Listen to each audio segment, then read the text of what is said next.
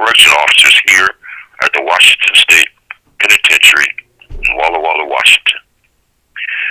During my presentation on September 23rd, 2024, I said I would show how this Williams Unit Sergeant Archer makes communities out there less safe, and that the Department of Corrections continues to support Archer no matter how much he interferes with prisoners' rehabilitation, no matter how much he causes prisoners to have to stay in prison longer, and no matter how much it takes prisoners to commit more crimes after they are released so that they will come back to prison and continue this vicious cycle.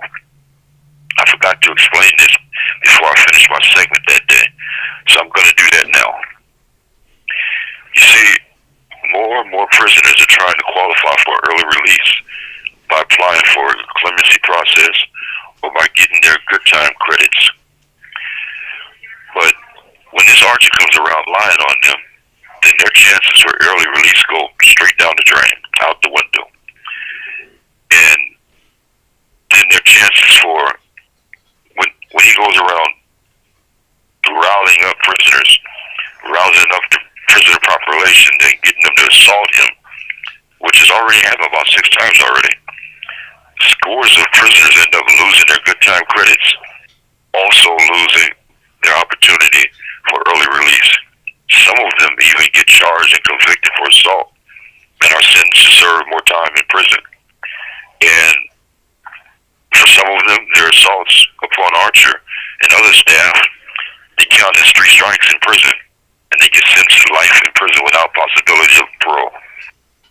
In this way, Archer has taken prisoners who had been scheduled for release and had an opportunity to go home, and he has made it to where they never see the light of day ever again, just by dealing with his crazy ass. Each day that a person is in prison is a day away from their family. Now, I don't have to tell you out there, America, how much families out there are struggling and needing help and support. Instead of being in prison, we should be out there helping to support our families. We should be out there raising our kids. We are human resources that the prison has hijacked and stolen away from our families and from our communities for the sole purpose of making more and more prison jobs for themselves and their families. These people, they know what they're doing. They have known this as far back as the year 1928, when the United States Supreme Court Justice Brandeis wrote in his dissenting opinion in a landmark case, Olmstead versus United States. This case is published in volume 277 of the U.S. Reporter at pages 483 and 485, where he said, and I'll quote, "If government becomes lawbreaker, it breeds contempt for law. It invites every man to become a law unto himself. It invites anarchy," unquote. And again in the year 1947, as a U.S. Supreme Court Justice Frankfurter, in his concurrent opinion of another landmark case, United States versus United Mine Workers, published in volume 330 of the U.S. Reporter at pages 258 and 312, where Justice Furter said, I quote, "If one man can be allowed to determine for himself what is the law, every man can. That means first chaos, then tyranny," unquote. So they've known all this time what they're doing.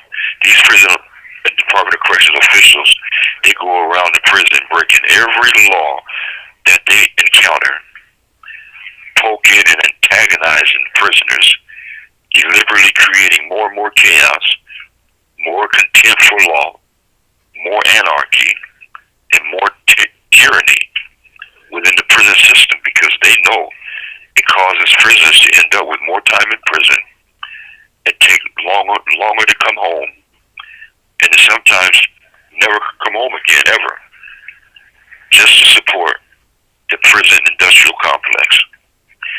The only people who are happy about this are prison officials. On August 10th, 2024, I reported to you that Washington State Department of Corrections employees are crazy for stealing and abusing my personal property after I already won a lawsuit against them for stealing and abusing my personal property. Well, on the very next day, they did it again. And this time they did it probably worse than ever. And see, this is the reason why I've been reporting that these prison guards and the prison officials, there's no other way to say it, they're a bunch of nutcases. And it seemed fitting that I entitled today's segment as The Washington Way, The Three Stooges. It's because this Williams unit, Sergeant Archer guy, he went out of the unit and found guards who work in the prison library, or they work in the gym, or they work out there in the breezeway. He found them out in the parking lot, and even his friends at home while fishing and drinking. He wouldn't got them to come into the Williams unit, housing unit where I live, to harass me and other prisoners. Archer went and got guards named Bennett and Whitley, who don't even work in a housing unit, but work under the supervision of the prison's shift lieutenant's office. Archer got Bennett, whom I've never ever seen before, to go and take a lot of stuff out of my cell and say it was trash and state issued property and write an infraction on me for it. The problem is, I didn't have any trash or state issued items that they can take. So she stole a lot of my valuable personal property and called it trash. And then a few days later, Archie got his close personal friend, Whitney, who works in the prison library, to go search my cell and to tell me it's none of my business what staff decide to take out of my cell. And now because they're scared they might have to go to jail for stealing my property, they're now trying to cover it up by saying I am not allowed to even complain about it. Think about that. Here's how all this happened. On August 11, 2024, at about 7:35 a.m., guards named Bennett and Blessinger approached my cell with a large garbage can. They arrived with a garbage can, so they knew what they were up to. And they said they were here to search my cell. They had me go downstairs and sit in the day room, and from there I saw Bennett throwing a lot of stuff in the large garbage can, including a large plastic bag of what looked like my personal store-bought condiments, throwing them into her trash can. I also saw her throw my duffel bag and state-issued clothing, and she threw a lot of other stuff in there. I didn't see Officer Blessinger throw anything away. Well, after they left my cell, I met Archer and Bennett in the hallway rotunda area. Bennett had a bag containing my fan, 2 small bags of my hair, which came out of my comb that I have authorization to burn, and a light bulb and other items in the plastic bag. I told her I have authorization to burn the hair, and I asked her to not throw it away. I also asked if I could look into the garbage can and the boxes and bags to see what they took. Bennett started arguing, asking me why. I said I saw her throw my bag of condiments away. She said she only threw away state-issued condiments. I asked how. I told her I can't be sure of that. She said she knows the difference between store-bought condiments and state-issued condiments. I told her I can't take her word for that, but I also need to see what legal papers and other items she took. So Bennett finally said she would call me out and go to my property. She would call me from my cell. When I returned to my cell, it took about 30 minutes for me to see All of my condiments were gone. All of them were missing, which were worth over $100 of condiments all alone. I also noticed missing was a stack of my legal papers and an entire box of legal papers. Man, I came out of my cell and I asked Officer Sampson about it. He said Bennett took everything out of the unit with her and probably threw it all away in the trash in the outside bin. And after about a couple of days, I asked Third Shift Officer Buttons if the unit property room has any property of mine from that search. Well, he then took me in there and found that plastic bag that I saw containing my fan, 2 balls of hair, light bulb, toothbrush, and also had 2 baggies of U-floss, type of dental floss, and 7 of my Curio bought ink pens. He gave my U-floss and ink pens back to me, but he kept the other things. I immediately sent a letter to the unit supervisor, Carlisle, asking him to investigate this matter. I said the bag with my light bulb, fan, and hair, and other items is still sitting on the table in the unit property room. I never received a response. Now, on their cell search report, they said that they took excessive trash and state food, and that I will receive a disciplinary infraction for both. Well, this grievance manual says that prisoners have 21 working days to file a grievance, so I waited to receive an infraction, and when it was almost too late for me to file a grievance, I finally filed a grievance number 2480950 on September 1st, 2024. Well, 2 days later, as I suspected, they gave me the infraction.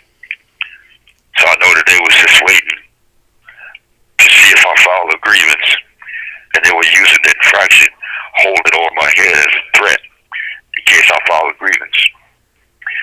So the infraction said that they took trash and food from my cell. Because they wrote an infraction, they had to take photos. So they had 2 photos attached to the infraction that show that they took my personal property, including 2 legal manila envelopes with legal papers inside them. This is in the pictures. My Ritz crackers, saltine crackers, salsa, a bunch of store-bought food, including my hot sauce packs. The only state-issued item shown in the picture was a towel and a corner of a flimsy laundry bag. Everything else was all my personal property. So at my hearing, the hearings officer saw it was all about my personal property being taken and found me not guilty. On the following day, I received my grievance back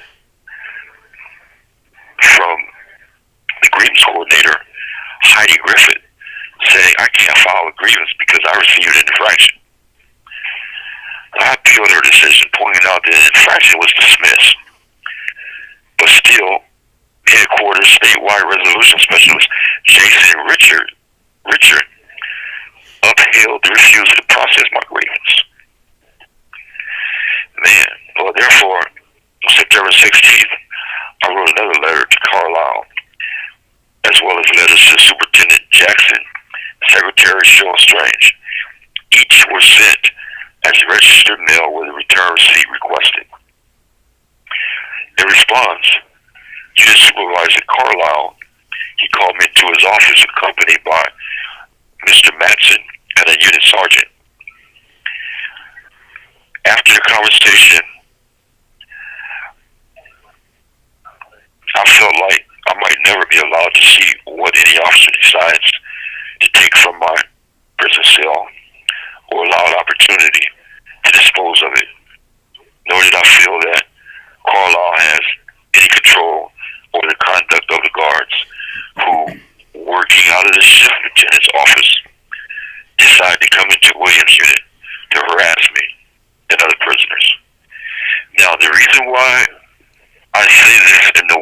say it.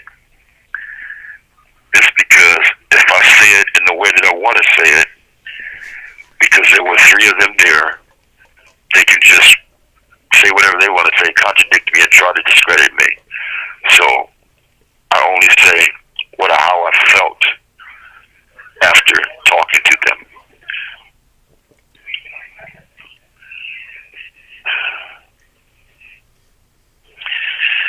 I have not received a response from the superintendent, nor have I received a response from Secretary Strange. As it stands now, no one is investigating what happened to my legal papers, my curio ink pens, my balls of hair, light bulb. I also noticed it took me a while, it took me days, and I may never figure out everything that they took, simply because they never allowed me to look, and they have never addressed the matter with me. They've just gone silent, and it seems like they lawyered up. They're hiding behind their attorneys right now. 1 minute left. But I noticed that my dictionary and my thesaurus is gone as well. No one has told me that it will not happen again. No one has been fired, jailed, or disciplined in any way. And I am not even allowed to complain about any of it. But to some of my followers out there, it may have become more clear why I have complained about my bowl being stolen in grievance number 247-98153, which I reported in my presentation on August 10th. It may become more clear why I complain about guards taking my scissors and my prescription vitamin pills in grievance number 248-04005. But for those few who may not have made the connection, I complained about those little things because I could not figure out exactly who or when prison guards stole all of my typewriter ribbons. And because I needed someone to make them stop conducting lawless and abusive searches of my cell before it gets worse. Well, because no one ordered them to stop, they have continued, and it has progressively gotten much worse. And to this day, I have no reason to believe they will ever stop, or that they will ever, I would ever be allowed to complain about it. What are they going to steal next? My radio? My television? My typewriter? Where does it end? The Washington way. I have no idea what these people are going to do.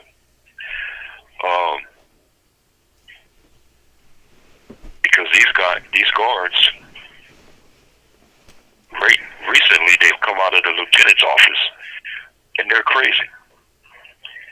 The lieutenant's office seems pretty crazy. Like just the other day, a prisoner named Epalmito Rocha, DOC number 924847, he wrote an emergency grievance because the staff are denying him his diabetic meals.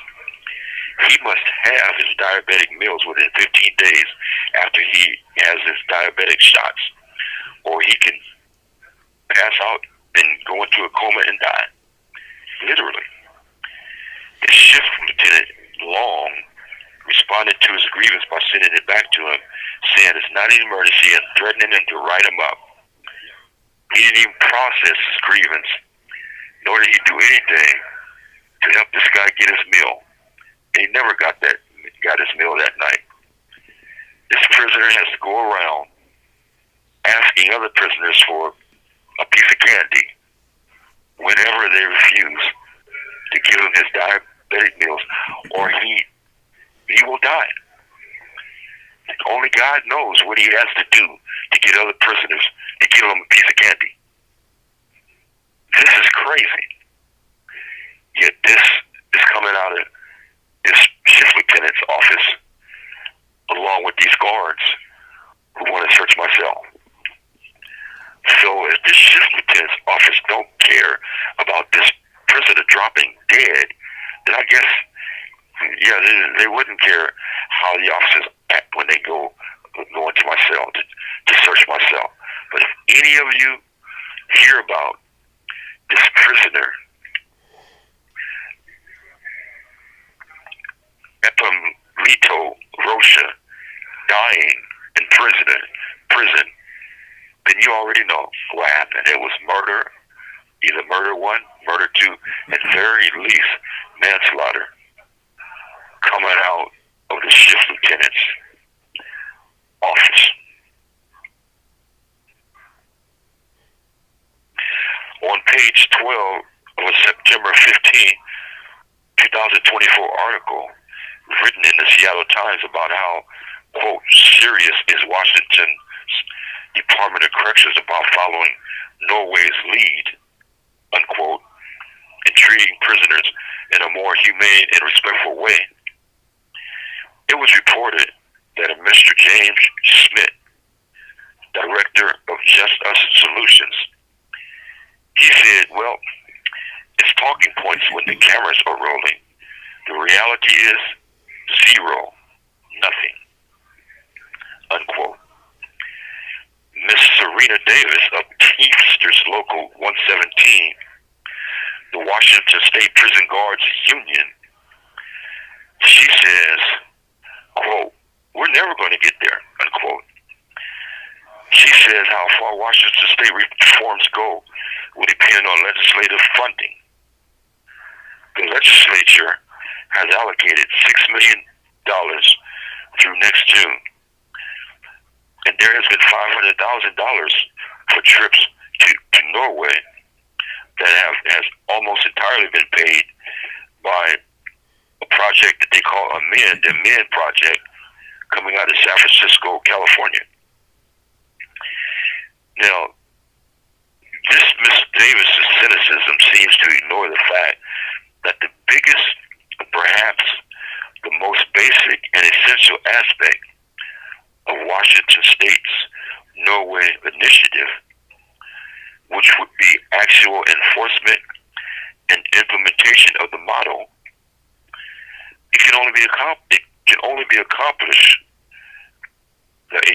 accomplished without any additional funding whatsoever. Simply put, it's a waste of time to create a plan, to create a model, to obtain funding, and then never implement or enforce any of it. Miss Kelsey Angstrom, who is it's a San Francisco men's Washington program manager, she stated, quote, in order for long-lasting cultural change to work, we need pressure from the ground up as well as the top down, unquote. Okay, so in Norway, there's section 37 of their disciplinary measures against prison employees, a part of their execution of sentencing act. It's their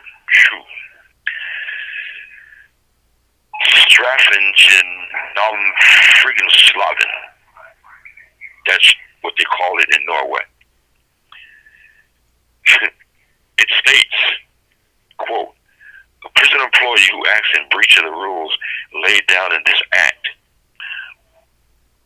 or in a regulation is issued pursuant to this act, or who grossly neglects his duties may be suspended from duty or dismissed from service. Now, the full text of this law can be found on the Norwegian government's legal website called Loverdata. It's Loverdata. It's like lover data. Also, the Norwegian Correctional Services, or the Kriminalomsorgen, that's another Norwegian word for it, they enforce regulations to the education and to the execution of the sentencing section on regulation on disciplinary procedures, it states, quote, correctional staff can be removed if they refuse to follow the policies that ensure the humane treatment of inmates and the safety of the institution. Correctional staff must at all times act in accordance with the principles of humanity, respect, and rehabilitation as stipulated in the Sentencing Act and associated regulations. Failure to comply with these principles will lead to disciplinary actions, including termination of employment. Unquote. The detailed policies and regulations on these Norwegian correctional disciplinary procedures can also be assessed through their official website, as previously stated, or through the Ministry of Justice and Public Security. Now, even though it takes no additional funding in Washington State to create and enforce internal disciplinary policies, Washington State is actually taking no steps whatsoever to discipline any correctional staff when they refuse to follow the policies that ensure the humane treatment of prisoners. As a result, prison and DOC employees, including the deputy secretaries who themselves are come up to the ranks of an archaic prison and DOC culture that treats prison inmates as war and enemy combatants, now working at the Department of Corrections headquarters, they have openly shown total disdain for the humane treatment of the inmates. And the conditions that exist within the prison officials have therefore inevitably become much worse since Washington State first announced its commitment to ensuring the humane treatment of prisoners. In this book, entitled Is Prison Reform Possible?, written by former Director of Prisons William D. Cont, Mr. Cont, while he was Director of the Washington State Prisons, he emphatically stated the Prison Guards Union blocked his efforts at prison reform. Today, we must not allow Ms. Davis or any member or representative of the Guards Union to block or undermine the state's renewed efforts that are now underway. Governor Jay Inslee indeed recognized the source of these problems when he appointed Ms. Cheryl Strange as our new Secretary of Corrections.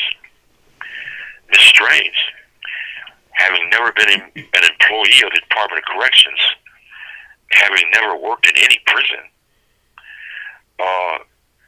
Governor Inslee recognized the existence of a trend within the Department of Corrections to promote the very guards and employees who were unfit to fulfill their sworn duties and commitments to the citizens of this state.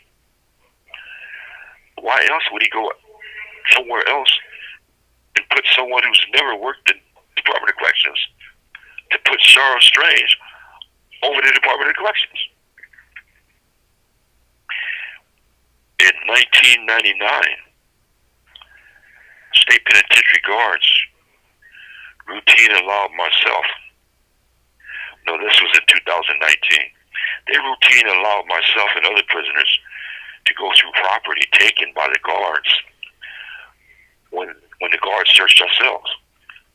It was a matter of routine. We did that all the time, 2019. And then around that time, the pandemic hit and all that, things got disrupted. Now in 2024, this Office of Whitney tells me it's none of my business what they took, and to just do my time and don't worry about what they take. This Jason Richard guy, he must have harassed a lot of prisoners during his time coming up through the ranks as a prison guard. I mean, because, listen, think about this. I'm not just saying that just to be mean or nasty. Just ask yourself, what kind of person would twist and misinterpret law in order to stop someone from ever complaining about being mistreated. And if only to add insult to injury, they block those complaints of mistreatment by maliciously writing a bogus infraction against the prisoner, which is further mistreatment piled up on top of the original mistreatment. That itself seems kind of sick and depraved. Yet this guy is all up in Olympia making final decisions because he got promoted up there somehow. Now, if that were in any way logical or reasonable, then any person could get away with robbing a bank just by saying the bank clerk assaulted him, even after investigator looks at video footage and sees the bank clerk never did anything to the robber. According to Griffith and Richard, the robber would still gets to keep the bank money and never ever be charged because the robber had initially falsely accused the bank clerk of doing something wrong. Man, I'm telling you, people could get away with rape and murder and all kinds of stuff by falsely claiming their victim did something wrong. That is anarchy. And that is what we have here at the Washington State Penitentiary today. There is no rhyme or reason for Griffin or Richard to even think they could do such a thing. Ever since the 1980s, DOC policy has been that prisoners may grieve any matter involving disciplinary infractions after the prisoner is found not guilty of committing the disciplinary infraction. So, for example, I filed, as I explained in my Twilight Zone presentation, I filed grievance number 03-11867 against Sergeant Cannon for harassing me and giving me a bogus infraction because I said, quote, the infraction was dismissed on 60603, unquote. My grievance was processed throughout all levels of the grievance process, ultimately being denied by Deputy Secretary Robert Moore on August 8th, 2003. And I filed grievance number 03-16172 against Officer Mertens for having harassed me and given me a bogus infraction. And because I said, quote, Mertens' infraction was dismissed on August the 4th, unquote, my grievance was processed toward all levels of the grievance process, ultimately being denied on the merits. Listen, there are countless examples of DOC allowing prisoners to file grievances involving infractions they will later dismiss. Griffin and Richard, they can't even find support for their cover-up actions. In the disciplinary rules, Section 1 of Washington Administrative Code 137-28-250, it only authorizes appeals to be taken when the prisoner is found guilty of the infraction. Even if I could appeal the finding of innocence, which I cannot, the Section 2 states the only thing the appeal reviewer can do is affirm the decision, reduce the sanction, or dismiss infraction. There is no authority given to take action against the guard who wrote the bogus infraction. Wow. It is inhumane, highly unusual, and makes no sense whatsoever to say that any person can victimize any other person, commit any type of crime or misconduct, violate any criminal law with impunity just by writing a bogus charge against the victim. And to say it doesn't matter if the bogus charge is later determined to be bogus, that is simply shocking. Yet this is exactly what grievance coordinator Heidi Griffin and this Jason Richard are doing right now in their desperate attempt to cover up the fact that Archer falsify reports, and abuse the cell search process for the sole purpose of harassing me and stealing hundreds of dollars of my personal property. And after Washington State has promised to adopt a humane approach that fosters trust and respectful interaction between guards and prisoners, it is indeed shocking that we can say this is the Washington way. This Washington State Penitentiary is completely out of control, with no intention whatsoever to adopt this Washington way.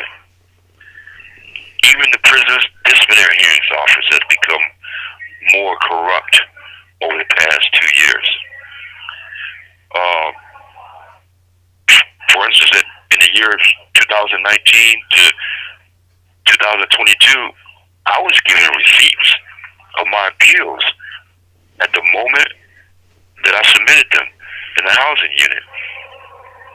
On August 27, 2019, this corrections officer M. Garton, badge number 7449, he provided me an appeal receipt form, DOC form 17-077, inside the housing unit. And on August 31st, 2019, correctional officers D. Alvarez, badge number 7598, and Officer Sandoval, badge number 7747, they both provided me appeal receipts of DOC form 17-007 inside the housing unit. But now unit staff, following the directions given by the Major Disciplinary Hearings Office, are refusing to provide receipts of appeals of major disciplinary hearings that we submit here in the housing unit. Now, in my appeal of a grievance that I filed regarding this matter, grievance number 248-03288, I pointed out that the receipt form itself provides for the signature of the prisoner. And the only way to obtain the prisoner's signature is to obtain that signature inside the housing unit. So I pointed out that this undeniably proves that they are supposed to provide us a receipt inside the housing unit, and that the Major Disciplinary Hearings Office is actively conspiring to reinterpret the receipting process for the sole purpose of creating a way for them to falsely deny receiving our appeals, and then to thereby arbitrarily deny prisoners access to the disciplinary appeals process. Man, I'm telling you, prison officials, they apparently can't even answer this, because I busted them right in the middle of a conspiracy to create a way to manipulate their rules and policies for the sole purpose of creating a way to commit a crime. That's just some conspiracy. They have refused to respond to my grievance appeal. They can't. So I ain't even got no response. How can a culture of abuse be changed without teeth? Without a process for enforcement? The Norwegian correctional regulations on disciplinary procedures mandate that correctional staff must at all times act in accordance with the principles of humanity, respect, and rehabilitation as stipulated in their sentencing act and associated regulations. And that failure to comply with these principles will lead to disciplinary action, including termination of employment. Washington State must also mandate that failure to comply with these principles will lead to disciplinary action, including termination of employment. And my grievance number 248-11111, which they refused to process against Archer and Bennett. I have shown Archer's, Bennett's, and Whitley's, and Griffin's, and Richard's refusal to ensure the humane treatment of inmates and the safety of the institution. In order to implement the Washington Way, Archer, Bennett, Whitney, Griffin, and Richard, they must all be fired, and they should be terminated and jailed. If anybody wishes to help me with this matter, or with any matter that I'm talking about in any of my podcasts, you may contact me. The best way to contact me is to get on my emails at Gregory Brown, number 281829, Washington State Penitentiary, 1313 North 13th Avenue, Walla Walla, Washington, 99362.